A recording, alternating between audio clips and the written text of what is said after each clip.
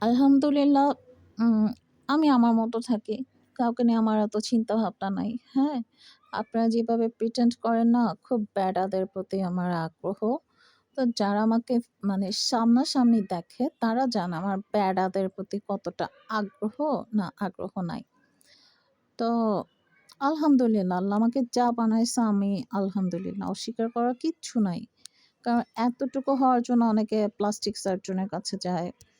মানে অনেক টাকা খরচ করে জীবনের ঝুঁকি নিয়ে। তো সবচেয়ে বড় কথা হচ্ছে আমার মা, আমি বাসায় দেরি করে ফিরলে সে খায় না। রাতের ডিনার তার মেডিসিন নিতে হয় সময় মতো। সে মুখে বলে না, সেইদিন হঠাৎ এক্সপ্রেস করেছে।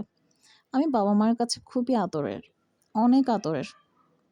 আমার মাইয়া হইলে আমি এতদিনে ঘর থেকে বের করতাম। আম্মু বলে, "আরেকটা মানে একটা পয়দা করে দেখ।"